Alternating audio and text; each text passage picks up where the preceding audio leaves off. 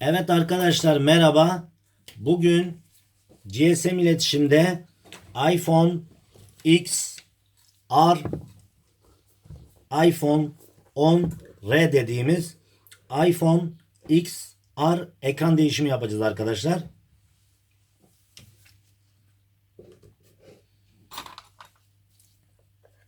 Evet, iPhone XR ekran değişimi yapılacak.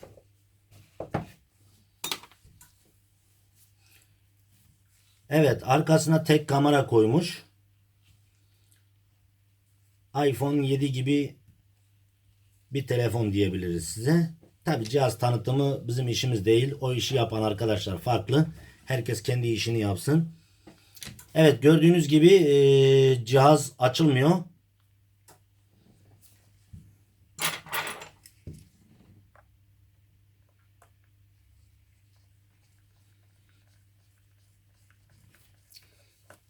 Her zamanki gibi altta iki tane vidası var.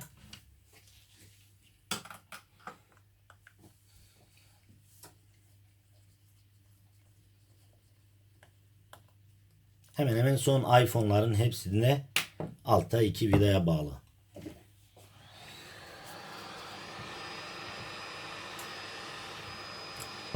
Bir cam jelatinini kaldıralım, öncelikle bir bakalım.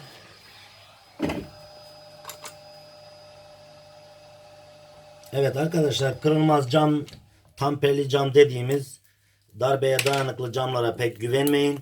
Bunlar olduğu zaman ekranınız kırılmaz anlamına gelmez.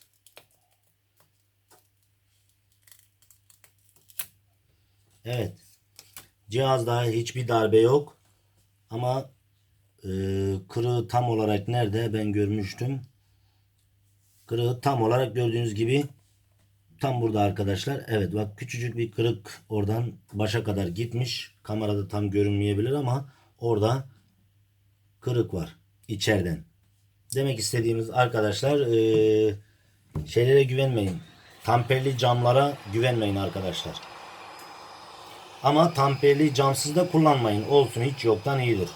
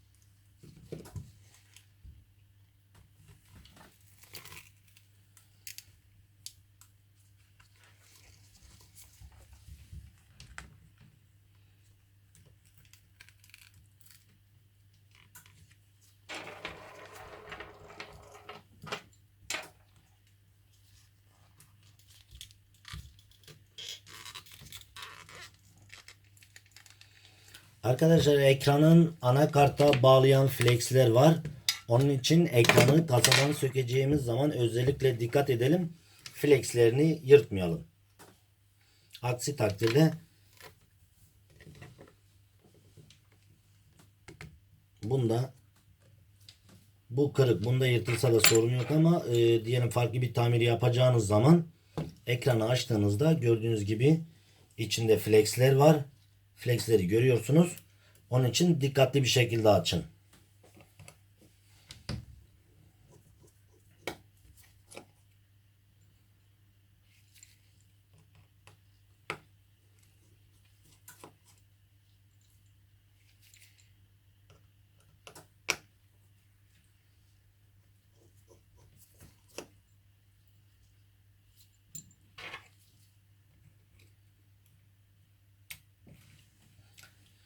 Cihaz tamir ederken her şeyden önce ilk yapmanız gereken batarya soketini çıkarmak. Aksi takdirde kısa devreye neden olabilir ve cihaza ciddi zararlar verebilir.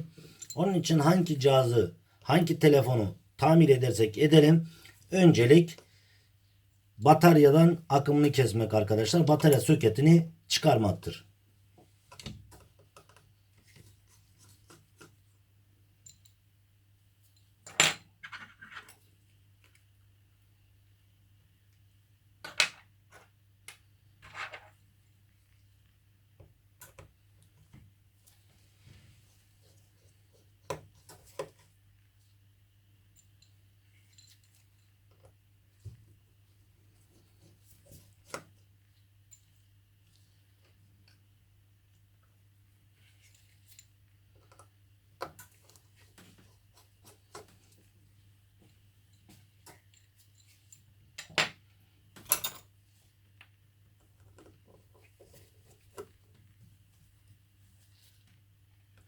Hangi vidayı nereden söktüğümüzü bilelim.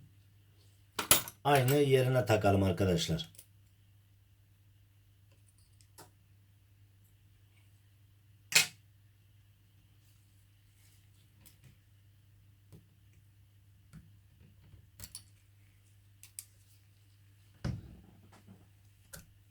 Ekran soketlerini çıkartıyoruz.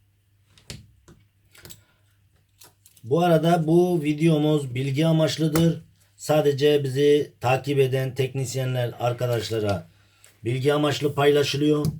Bu konuda bilgisi olmayan arkadaşlar videomuzu izleyerek ekran değişimi veya herhangi bir tamir yapmalarını önermiyoruz. Bu konuda bilginiz olsun.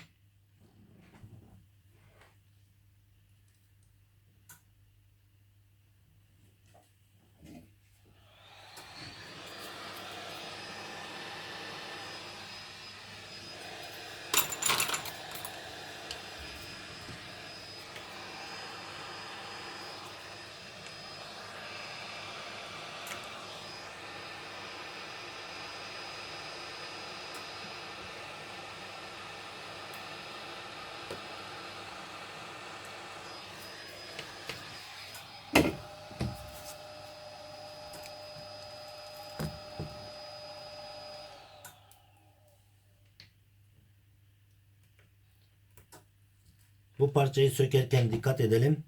Alt tarafı yapışkanla yapıştırılmış şekilde.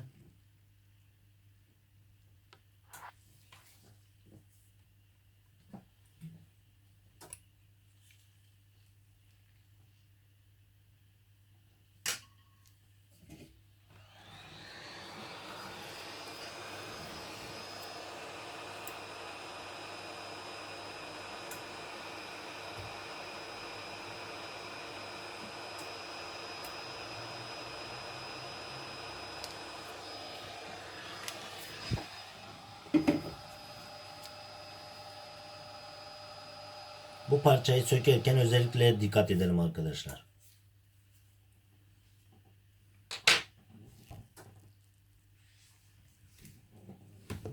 Evet, şu söktüğümüz parçayı gösterelim tekrar size. Bu kulaklık ve aynı zamanda sensör için kullanılan parça.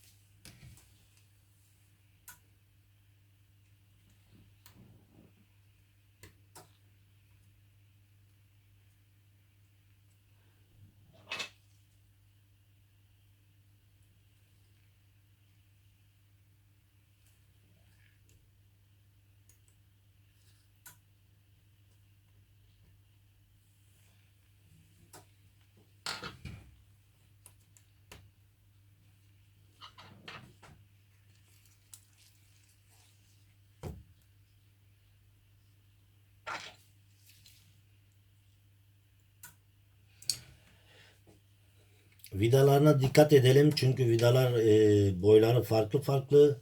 Hangi vidayı nereden söktüysek o vidayı aynen o yere takalım.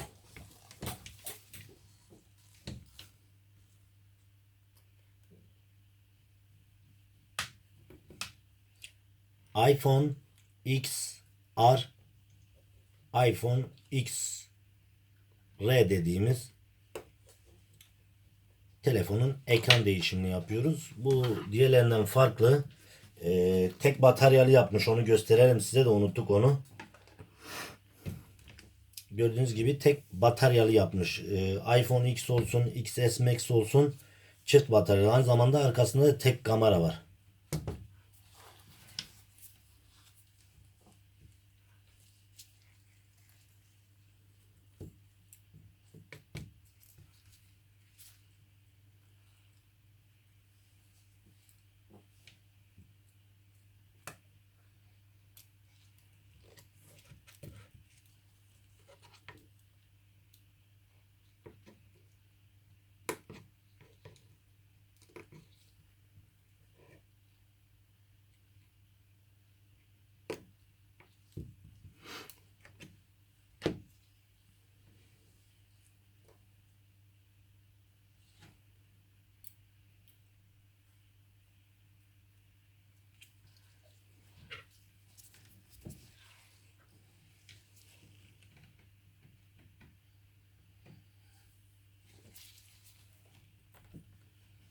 iPhone XR'ın iPhone X10 dediğimiz XR dediğimiz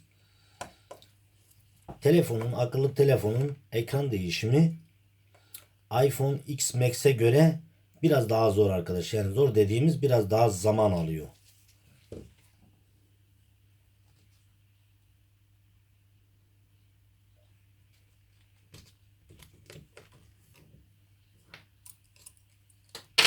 Ekran soket kapaklarını takıyoruz.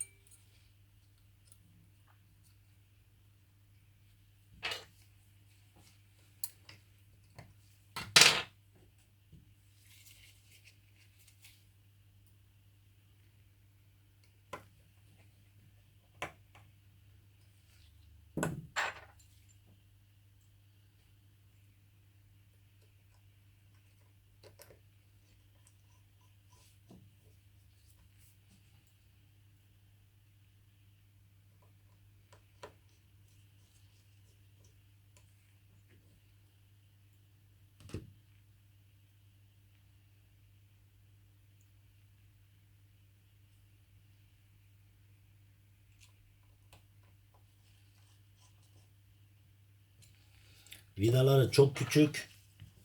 Kaybetmemeye dikkat edelim, düşürmemeye dikkat edelim.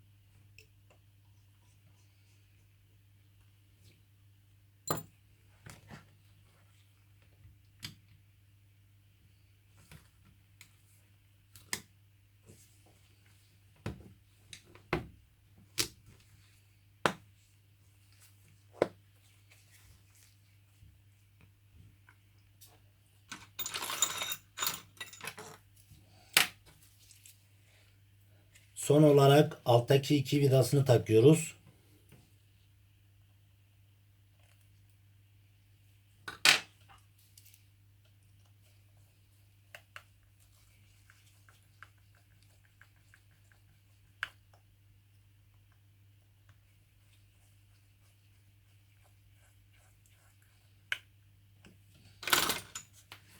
Haydi bismillah.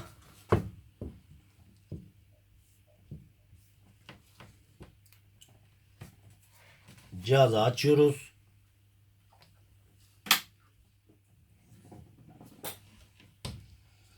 Cihazın tanıtımı falan yapmak isterdik ama işlemcisidir, hafızasıdır vesaire, ama o işi yapan başka arkadaşlarımız olduğu için o bizim işimiz değil.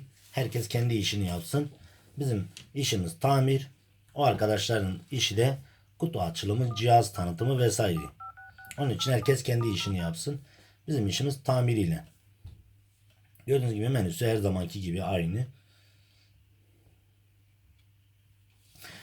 Evet arkadaşlar, GSM iletişimde iPhone XR ekran değişimi başarılı bir şekilde gerçekleşmiştir. iPhone X10 ekran değişimi başarılı bir şekilde gerçekleşmiştir. Cihazı kutusuna koyalım. Kapatalım öncelikle. Cihazı kapatmak için de sağ ve sol ses tuşlarından hangisine bastığınız önemli değil. Öncelikle ona basıyorsunuz. Sonra açma kapama tuşuna basıyorsunuz. O şekilde cihaz kapanıyor.